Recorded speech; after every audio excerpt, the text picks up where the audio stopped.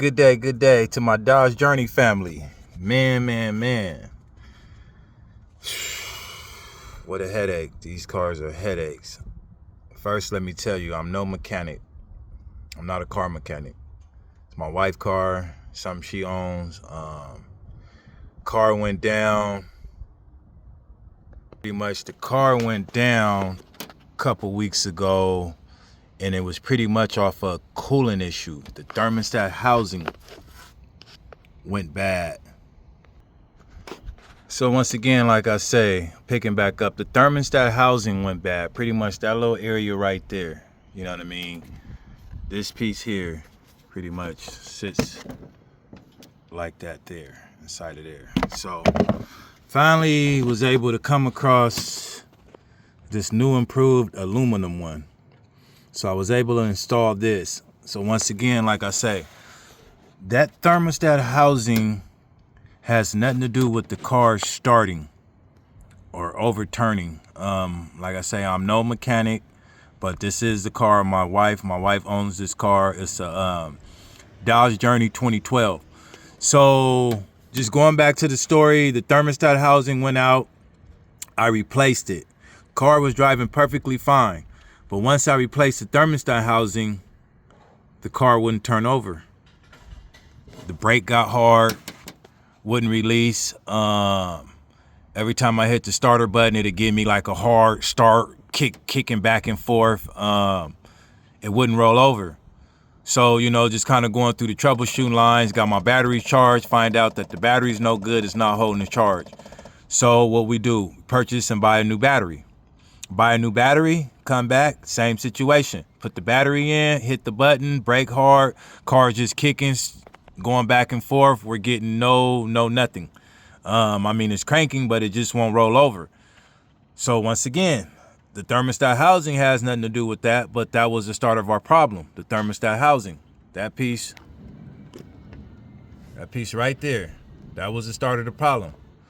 So once again, we're not getting anything. I can't really take the starter to any O'Reilly's or AutoZone or any mechanical places because the car won't start to get the starter tested. So what comes back, we thinking, okay, the starter might be bad.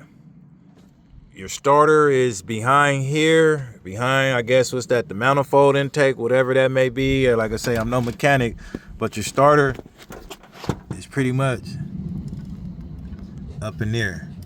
If you can low-key see that, that's the starter up in there. So once again, me no mechanic, pretty cool with my hands. I replace the starter, bring a new starter, buy a new starter, put a new starter in there. Got a new starter, new battery. Still same situation. It's what I want to say is cranking, but it's not rolling over. It's not starting. The car's not running. It's cranking, is giving me a hard crank, is vibrating back and forth, but it's not rolling over.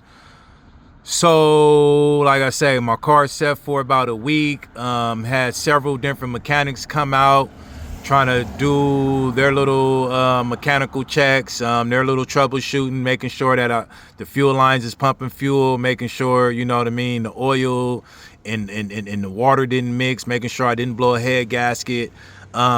But like I'm telling them, I think it's something electrical going on. I've been dealing with this issue prior, really, before the thermostat. You get in here, I seen a lot of views and I read a lot of comments of people who own this vehicle to where you get in, driving perfectly fine, you get somewhere and it don't start back up. I have had that issue before changing this thermostat housing. So like I was telling the mechanics from the previous history on this vehicle, it's something electrical going on. Not quite sure, but whatever it is, it kicked off once I changed the thermostat housing. So like I say, just kind of like troubleshooting, going back and forth, just looking at everything and trying to see what is what. So once I kind of changed everything that has anything to do with the starter, the start of the car, I knew it had to be something else. I had got my, I got my alternator changed within this past year, so I knew it wasn't the alternator. I put the starter on a few days ago. along with buying a new battery, I knew it couldn't have been the starter. Once again, that was the problem. So as I did all my troubleshooting, you know what I mean, just from the owner side of things, I come here.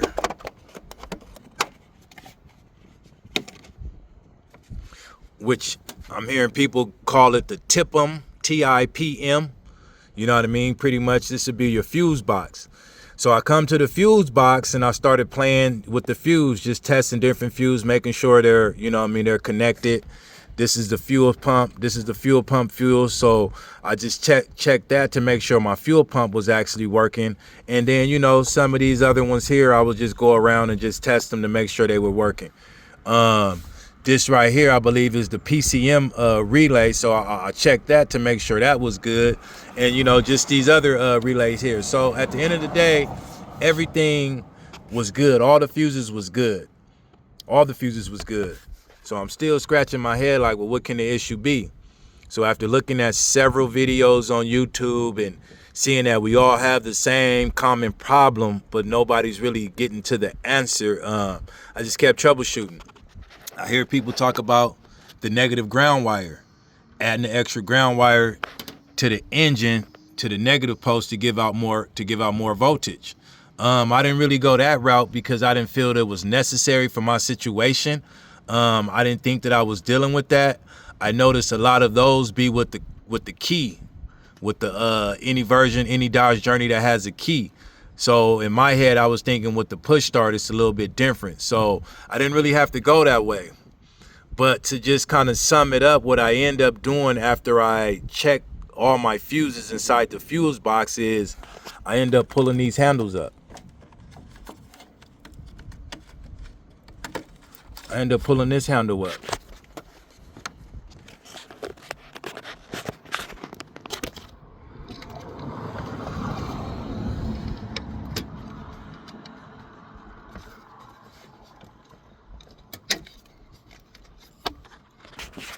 So I end up pulling pretty much both of these handles up here, right? This one here, and I pulled up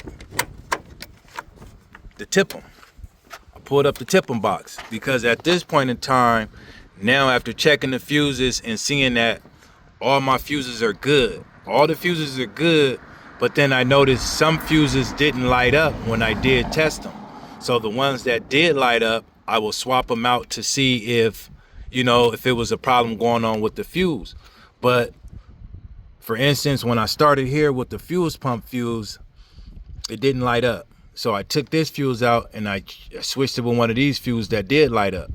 So I found out that this was a good fuse. It's just, I don't know if it was something going on with the slot. So that's what made me pull up the TPM, right? This made me pull up the TPM, the TIPM. So it made me pull this up. So now when you pull this up, these have 4 different motherboards. I believe it's like one right here, another one right here next to it, then 2 over here.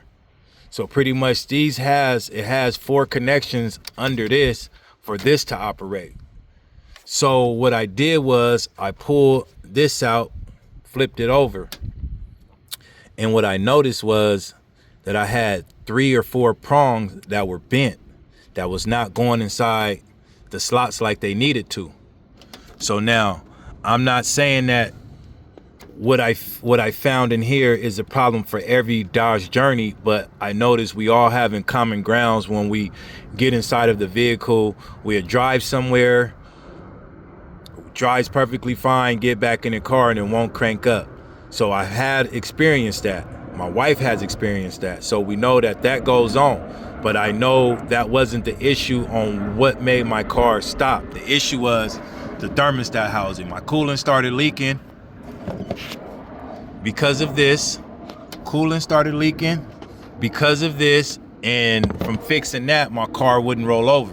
So then I had to just go through, you know, just like I say, I'm no mechanic. I just went through just troubleshooting from watching several YouTube videos and seeing that people are looking for answers. People want to know what's going on with their car. And to be honest, for me to find out that those prongs was the issue, it cost me about $600. I mean, I knew I had to fix the housing. I'm not counting the housing, but I bought a new battery, which ran me $200. I bought a new starter, which ran me $200. I had a mechanic come out here, you know what I mean, which charged me $100, and I didn't get to no answer. I bought a few sensors. I mean, I had a crank sensor, a crank shaft sensor, which was already good. It was still under warranty, so I was able to take that out and swap that out and just to see if that was the problem, but that wasn't the problem. So, like I say, once I got to the conclusion after playing with my fuse here, once I seen that, okay, something got to be going on here. Something has to be going on here. I'm not quite sure, but like I say, I watched the video of a gentleman breaking down the TIPM and how it had the 4 different motherboards, and sometimes one of the motherboards can go out and cause this to go out, so you don't need to purchase the whole fuse box.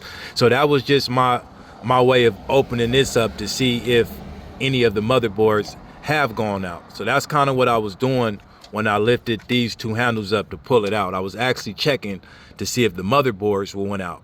But as I was checking for the motherboards, like I say, I noticed I had 3 or 4 prongs that was bent, that was not going in the slot. But where the question mark come in at is the car was driving perfectly fine prior to that going out with those prongs being bent. So I don't know. Once again, I will repeat, the car was driving perfectly fine until the thermostat housing went out along with those prongs being bent.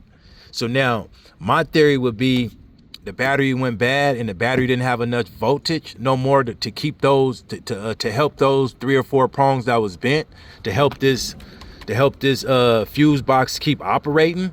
Maybe the battery didn't have enough voltage no longer to help this. That can be the only theory I can come up with on why those prongs or why those prongs would no longer work. Yeah, they were bent, but they were still bent while the car was still driven, while the car was being driven, while we were driving the car. We only stopped driving the car because of this housing. The car only went down because of this housing. But something was going on with those prongs. So once I pulled this out, pulled this out, pulled this up, I lifted it up, and there I had 4 prongs. So once I was able to straighten out the 4 prongs, put the fuse box back down, connect the positive post back up, get everything back together, connect the battery down here under the wheel. Sure enough, the car cranked right on over. The car cranked right on over. The car cranked right on over. So for you guys having that security auto theft issue, car won't crank over. Your battery, your brake is hard. You put it in neutral and it don't start. You did the 5-button restart and it don't start. You might want to look in this area here. You might want to focus on your TIPM.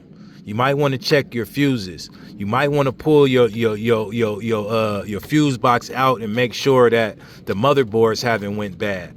Might want to just make sure you don't have no corrosion on your prongs, because a lot of them have mentioned about the corrosion on the wire harness or possibly on the prongs that's causing some type of connection issue. But I would say start going here.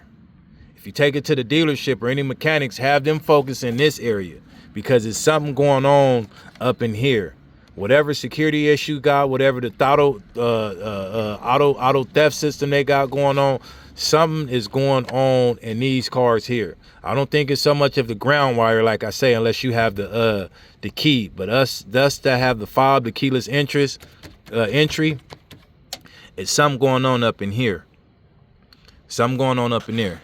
But like I say, I don't know if that's the issue for everyone with the Dodge Journey, but I know for my wife's 2012 2.4 liter Dodge Journey, that's what we came to the conclusion. $600 later, it was 4 bent up prongs. Questions might be, well, how did they get like that? Did you do that previously? No, I have a mechanic that work on my car. I do have a person mechanic that work on my car, and it's possible that he played with this fuse box and didn't make sure when he put it back together that everything was aligned and accidentally bent the prongs. But like I say, the car was still driving prior, you know what I mean, to me checking this out. So I don't know. Going back on the video, like I say, the theory can be that the battery voltage was too low and it no longer will help the fuse box run with those bent prongs. But at the end of the day, 2 weeks later, I found out that I had some bent prongs in there, and yes, my car rolls over and it starts. Everything is back up and running, and hopefully this will help you guys that have a Dodge Journey that's dealing with starter issues, dealing with crank but won't start, won't run type issues. Yeah, try going into that there. Hopefully y'all find this helpful.